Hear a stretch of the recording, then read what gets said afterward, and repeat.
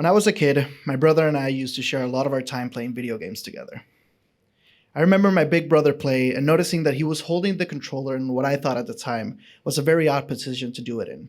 He would support the bottom of the controller with his left hand and press all the buttons with his left hand. I remember thinking to myself, am I holding it wrong? And not fully understanding the scale of the issue. I was like 4 years old at the time. As I grew up, I slowly started learning why he did things the way he did. You see, my brother suffered a prenatal ischemic stroke that resulted in a semi-paralysis to the right side of his body. Thankfully, this has never stopped him from doing anything he's put his mind to, especially playing video games after a long day of work. You see, 20% of the gaming population has an impairment, while 92% continue to play despite accessibility obstacles. Basically, this is a large community of people who are ignored during the creation of gaming products and software and could actually benefit from this source of entertainment. Gaming is considered to have multiple benefits for people with disabilities. It can improve mental well-being as well as fine motor skills. It can help with learning and cognitive skills, and it can increase the opportunities to experience the world and reduce social isolation.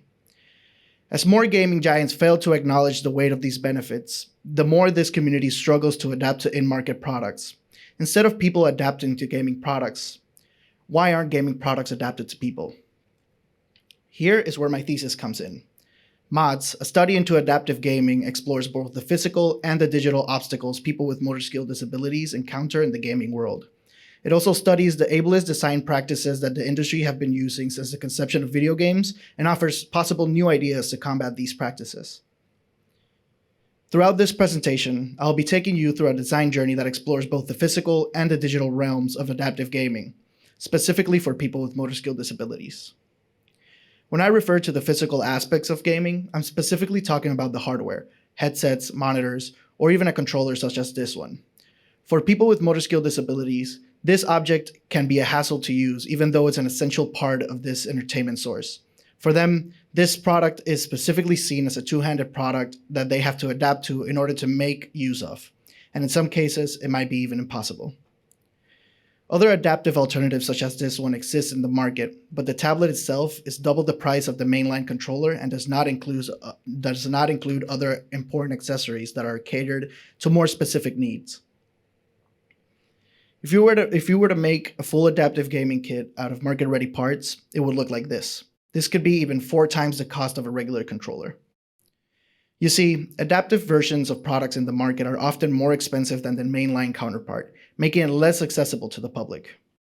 This is where Hacks comes in.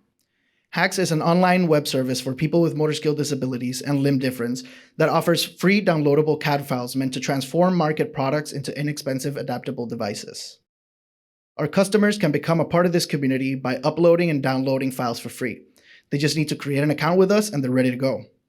When you upload files to our platforms, other members can see and download that file for their own personal use.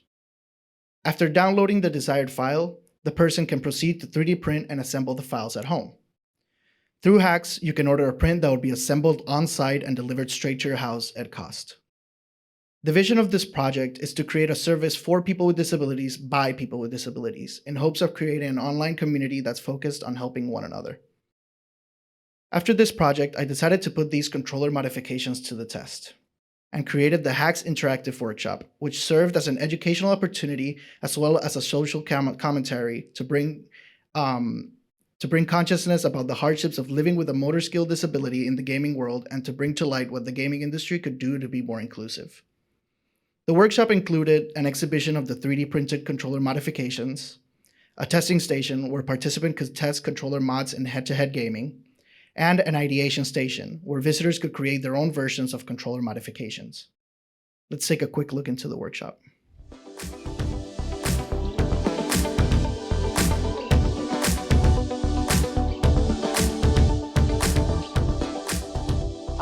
Welcome to the Hacks Workshop, an interactive workshop that serves as an educational opportunity to bring to light the hardships of working or having a motor disability in the gaming world.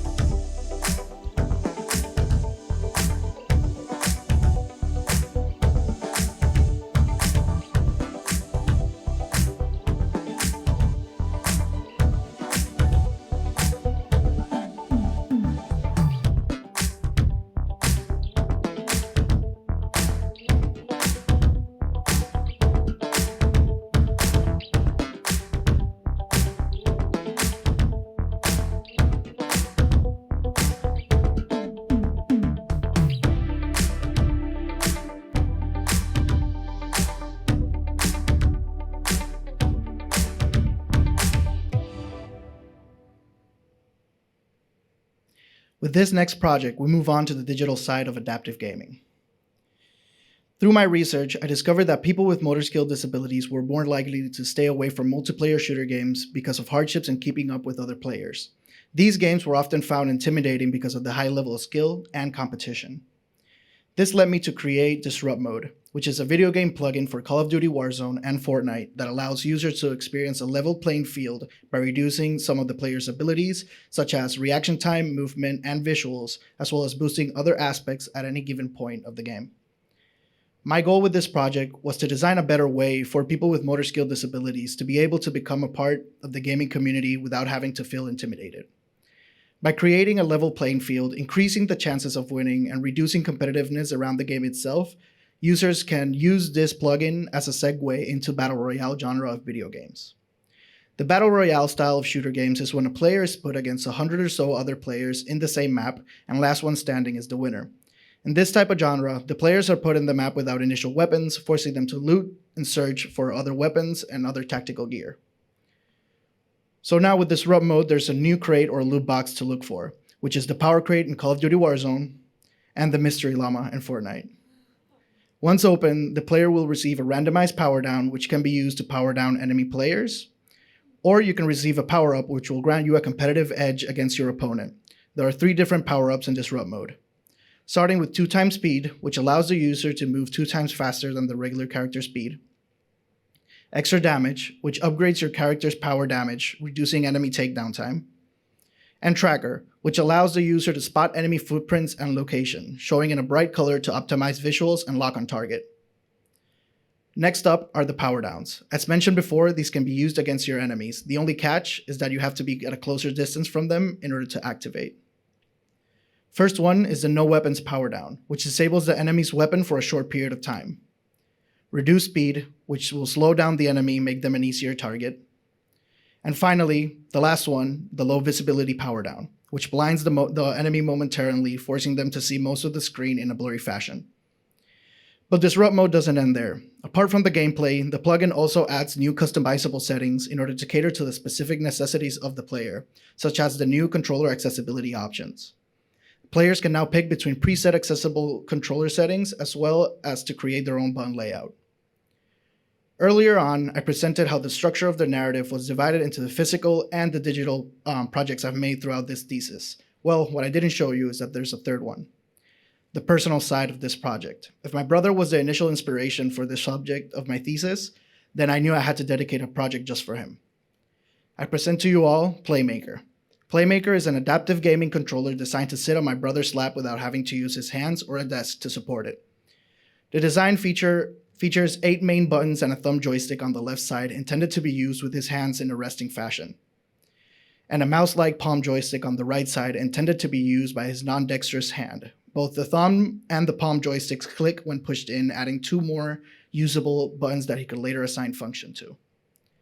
Furthermore, the controller features a mic speaker combination on the front side and a USB-C port on the back for charging, as well as an LED panel. This whole process included 3 rounds of ideation sketches, 2 rounds of sketch model making, 2 rounds of user research, which included finger and hand positioning study, a final physical model, and a short teaser video to showcase the product and its specs.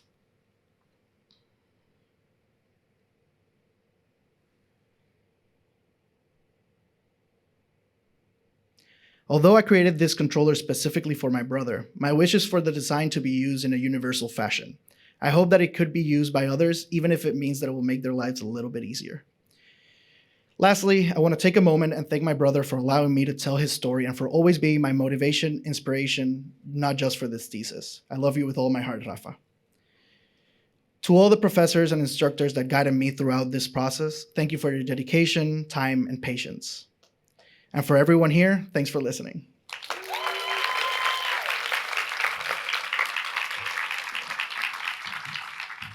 That was awesome. Thank you.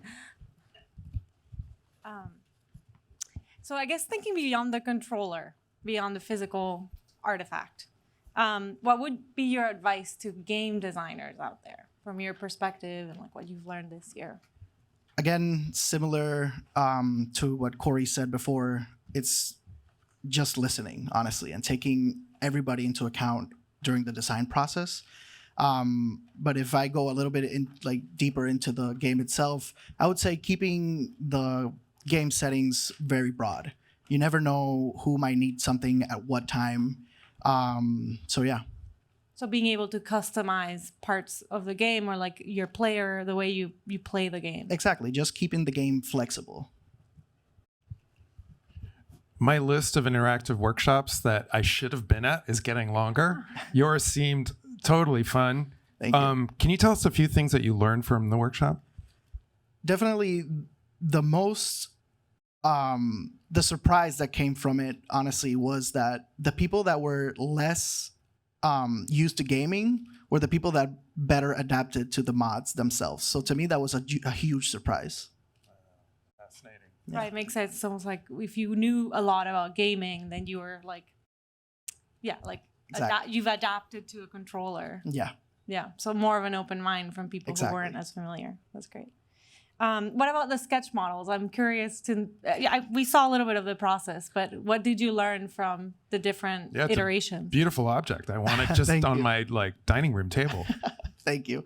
To me, the most important part of that process was basically testing with other people and seeing how they interacted with the product themselves just by holding it, using it, playing with it. Most of the design was informed through how people were holding those products. So yeah. Fabulous. Congratulations. Thank you.